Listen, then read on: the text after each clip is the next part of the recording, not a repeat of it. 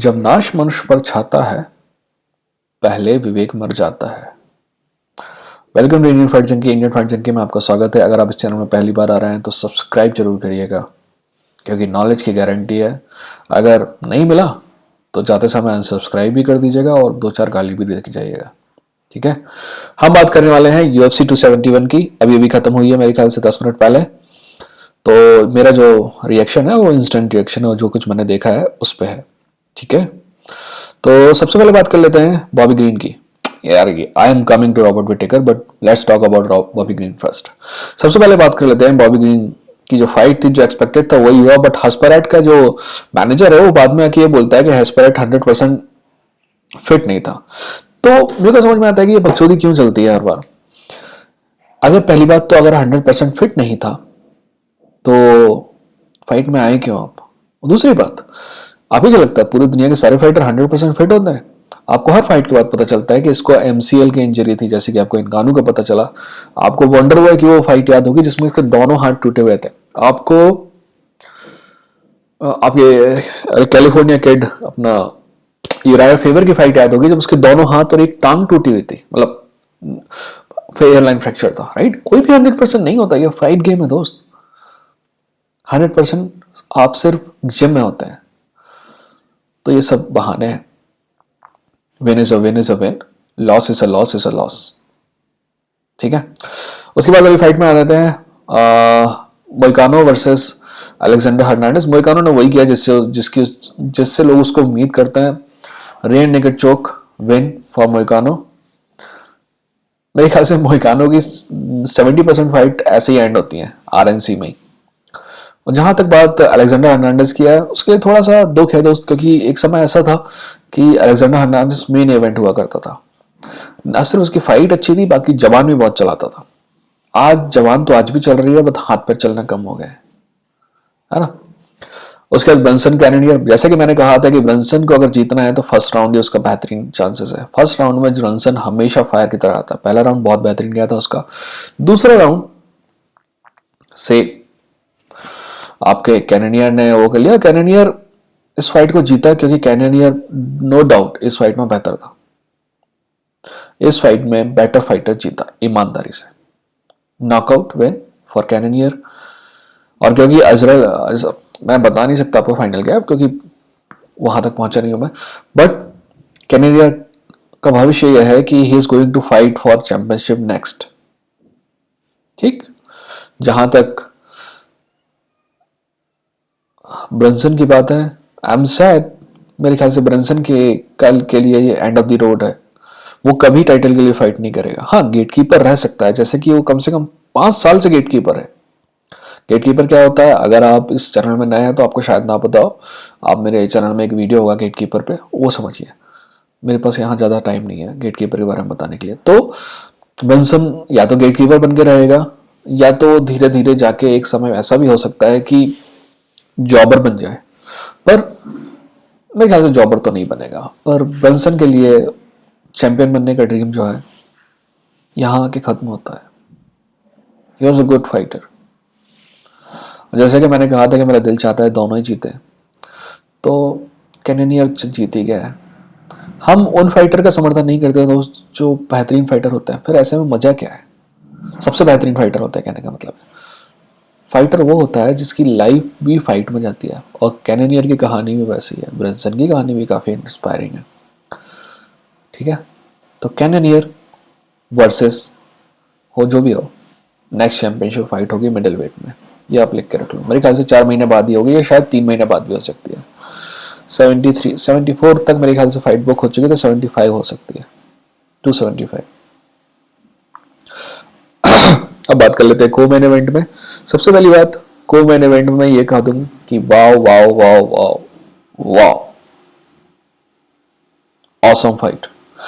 उम्मीद है कि आपने मेरी बात नहीं मानी होगी और इस समय आप हगने नहीं गए होंगे, क्योंकि मैंने जो कहा था आज मैं चूतिया नजर आ रहा हूं, क्योंकि मैंने कहा था कि fight is not going to be that exciting, but ये फाइट खतरनाक एक्साइटिंग थी। इस फाइट के बाद पहले ही राउंड में मैं टाई टुइवासा का फैन बन गया। मेरे को इस बात से फर्क नहीं पड़ने वाला था कि वो जीतता या हारता, बट इसके बाद में उसकी हर फाइट देखने वाला था, because he is a fighter. वो he not only took all these shots from Derek, he got him back in his own language. शानदार फाइट थी, उम्मीद से बेहतर फाइट थी, उम्मीद से कहीं ज़्यादा बेहतर फाइट थी, है ना। आपको सबको पता है कि नॉकआउट हुआ और टाइटो इवासा जीता। टाइटो इवासा के लिए मेरे ख्याल से अब भविष्य क्या है कि एक और फाइट चाहिए टाइटो इवासा को, और वो चैंपियनशिप के लिए वो करेगा। आप में से कुछ कह सकते हैं कि इतनी जल्दी क्यों। बात यह है कि हैवीवेट डिवीज़न इतना थिक नहीं है, बहुत थिन डिवीज़न है, इसीलिए एक फाइट के बाद ही मिल सकती है। और कहें आप कि अगर ऊपर के 2-4 फाइटर बिजी हों तो नेक्स्ट फाइट भी मिल सकती है, ठीक है। पर मेरा तो मानना है कि हैवीवेट में इंटरिम फाइट होने वाली है। इंटरिम फाइट में एक आदमी तो तय है कि मियोचिच होगा, दूसरा कौन होगा ये थोड़ा मुश्किल चल रहा है, देखते हैं कौन होता है, जॉन जोन्स होता है कि कोई और होता है। तो ये बात थी हैवीवेट की। अब आ जाते हैं middle weight championship fight, main event. मैं आपको बता देता हूँ सबसे पहले कि मैंने कैसे फाइट स्कोर की थी और फिर हम बात करेंगे। Round 1 no doubt Israel Adesanya. Round 2 I think there is no doubt in my mind. यहां मैं पहले एक कमेंटेटर की बात करना चाहूंगा। कमेंटेटर जॉन एनिक अच्छा कमेंटेटर है, शानदार, पर जो रोगन के ना होने की वजह से यहाँ पे लग नहीं रहा था कि कोई बैलेंस है। क्योंकि आपका चाहे वो डीसी हो चाहे वो बिस्पिंग हो, पहले से ही मूड बना के आए थे कि Israel is the better fighter, तो वो हमेशा उसी के वो कर रहे थे, वो फाइट को जज नहीं कर रहे थे, वो अपने प्री कंसीव्ड नोशंस जो होते हैं ना, आपने पहले से बनाए हुए जो दिमाग में विचार होते हैं उन्हीं को जस्टिफाई करने की कोशिश कर रहे थे, ठीक है। तो मेरा मानना है कि बिस्पिंग अच्छा कमेंटेटर है, पर कभी कभी हम सभी होते हैं ना कि किसी चीज को मान के पहले से बैठे होते हैं और उसी को जस्टिफाई करने की कोशिश करते हैं। पर जैसे कि मैंने कहा था पहले कि ये फाइट जैसे कि टाइटो ऐसा वाली फाइट है, मैंने कहा था कि ये बोरिंग होने वाली है, बट जैसे ही मुझे दिखाई दिया कि इट वॉज नॉट बोरिंग तो मैंने चेंज किया माइंड, राइट, है ना। बड़े आदमी ने कहा था कि एक गधा और एक बेवकूफ, गधा और चूतिए अपना दिमाग नहीं बदलते हैं, राइट। अगर हमको नए सबूत मिलते हैं तो आपको नए विचार बनाने चाहिए, पर कमेंटेटर के साथ ऐसा नहीं था। वो तो ऐसा लग रहा था कि अगर उनको मिल जाए तो थाली लेके आरती उतारने लगे अदेसानिया की। Adesanya is a great fighter, but इसका मतलब ये नहीं है कि आप उसको वहां पे चढ़ाते हो कि आपको लगे कि सारे फाइटर चूतिया ही हैं उसके सामने। हर फाइटर का अपना एक गेम प्लान होता है। चलिए वापस से रॉबर्ट विटेकर वर्सेस अदेसानिया में आ जाते हैं। राउंड 1 मेरा नो डाउट अदेसानिया में था। राउंड 2 मैंने रॉबर्ट विटेकर को दिया, और मेरे को नहीं लगता कि किसी को डाउट होना चाहिए राउंड 2 में कि रॉबर्ट विटेकर का था। राउंड 3 मेरा मानना है इक्वल था, किसी को भी दिया जा सकता था। राउंड 4 बिल्कुल इक्वल था, किसी को भी दिया जा सकता था। Round 5 no doubt Robert Whittaker था, यानी कि 2 राउंड मेरे पास ऐसे थे जो नो डाउट रॉबर्ट विटेकर थे, एक राउंड नो डाउट आदेसानिया था, बीच के 2 राउंड राउंड 3 राउंड 4 थे, उसी पे सब कुछ था। यानी कि मेरा मानना भी यही था कि डिसीजन ऐसे ही आएगा 48-47, डिसीजन वही आया 48-47, एक 49-47 आया। मेरे ख्याल से वो कमेंट्री सुन रहा होगा वो चूतिया, क्योंकि 49-47 ये फाइट नहीं थी। 49-47 यानी कि 4 राउंड एक आदमी ने जीता और दूसरा आदमी सिर्फ 1 राउंड जीता, ये फाइट वैसी नहीं थी। ये फाइट बहुत क्लोज थी। हो सकता है कि आप में से कुछ लोगों को बोरिंग लगी हो, बट फाइट क्लोज थी। ये आप मान के चलिए, आज से आप 5 साल बाद देखेंगे तो आपको समझ में आएगा कि फाइट क्लोज थी, ठीक है। डिसीजन 48-47, 48-47 और 49-47 और 49-45 विन बाय इजराइल अदेसानिया। अगर ये विन विटेकर की भी होती तो भी उसको माना जा सकता था, क्योंकि ये फाइट क्लोज थी। बट अदेसानिया और विटेकर दोनों ही अपने अपने गेम प्लान के साथ आए थे, पर अदेसानिया ने यह बताया कि वो चैंपियन क्यों है। आपको पता है अदेसानिया का गेम क्या है? अदेसानिया का गेम बहुत सिंपल है। अदेसानिया का गेम है टेक डाउन रोकने का और काउंटर स्ट्राइक करने का। अदेसानिया कभी भी स्ट्राइक इनिशिएट नहीं करता है, वो सामने वाले को स्ट्राइक इनिशिएट करने देता है। और जब वो, जैसे कि हम ना जैब मार रहे हैं, राइट, जैब है, तो अगर जैब सामने वाला चूक जाता है ना तो हम ओपन है, ठीक है, हम ओपन है। ना सिर्फ यहां इस अपना जो लेफ्ट हैंड समझ लो कि आप लेफ्ट हैंड से मार रहे हैं, तो ना सिर्फ ये राइट जो पार्ट है ये ओपन है अगर सही से टाइम किया जाए तो, बाकी ये लेफ्ट पार्ट है ये भी ओपन है किक्स के थ्रू, ठीक है। पर अगर सामने वाला थोड़ा सा हट जाए तो सब कुछ ओपन है। इसके अलावा टेक डाउन भी ओपन है, तो वो काउंटर स्ट्राइकर। अब वो अपने प्लान पे बना रहा, वो काउंटर स्ट्राइकर है तो काउंटर स्ट्राइकर ही बना रहा। रॉब भी यही चाह रहा था शुरू में कि उसको काउंटर स्ट्राइक करने का मौका मिले, इसलिए उसकी रेंज बनाओ। बट रेंज दोनों की में बहुत फर्क है, 7 इंच का रेंज डिफरेंस है। जैसे मैं बोलता हूँ लोगों को मजाक उड़ाते हैं कि वो जो रेंज की बात करते हैं, पर यहाँ पे रेंज काम आती है जब दोनों ही स्ट्राइकर हैं।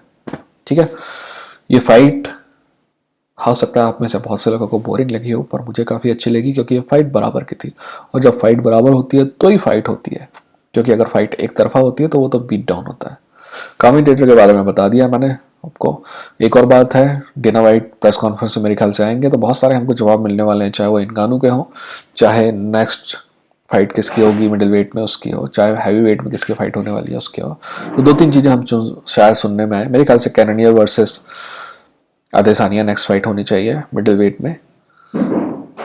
उसके बारे में क्या विचार है मेरे, वो आपको बाद में बताऊंगा। और हैवी वेट में भी शायद जॉन जोन्स के बारे में कुछ पता चले, फ्रांसिस नगानो के केस के बारे में कुछ पता चले। जो उसकी जो प्रेस कॉन्फ्रेंस अगर होगी, जैसे कि पिछली बार मेरे को उम्मीद थी कि होगी पर हुई नहीं, पर इस बार लग रहा है कि होगी। तो अगर होती है तो मैं उसका एनालिसिस आपके सामने लेके आऊँगा। चैनल पर बने रहिए, ठीक है। अपना ख्याल रखिए। अगर अच्छा लगा हो तो लाइक करिएगा, नहीं लगा हो तो डिसलाइक करिएगा या फिर नीचे जाके गाली दीजिएगा, है ना। डिसलाइक आजकल दिखाता नहीं तो कोई फ़र्क पड़ता नहीं। वैसे डिसलाइक करने के लिए पिछले वीडियो के बारे में एक बात बता दूं, मैंने कहा था कि ये 3-4 टाइप के चूतिए लोग गिनाए थे मैंने, जिनको अपने चैनल से छोड़ के चले जाने की रिक्वेस्ट की थी। मेरे 17 सब्सक्राइबर कम हो गए, पर मेरे को घंटा फ़र्क नहीं पड़ता है।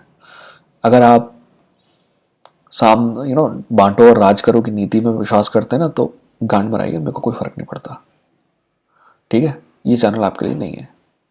उम्मीद है कि आपका वीकेंड जो बचा हुआ है वो अच्छा जाएगा। अपना ख्याल रखिए और मिलते हैं अगले एपिसोड के साथ, ठीक है। प्रेस कॉन्फ्रेंस वाला एपिसोड में कल लेके आने की कोशिश करूंगा, आज रिकॉर्ड कर लूंगा, कल मैं आपको बताता हूँ वो एपिसोड, अगर प्रेस कॉन्फ्रेंस होती है जिसमें डेना वाइट आता है तो, ठीक है। यहाँ मेरे चारों तरफ कुछ वीडियो देख रहे होंगे, उम्मीद है कि आप अगर पहली बार चैनल में आए तो उनको देखेगा, और अगर हमेशा के सब्सक्राइबर है और अगर वो चैनल छूट गए तो उनको भी देखेगा। चलिए अपना ख्याल रखिए, मिलते हैं।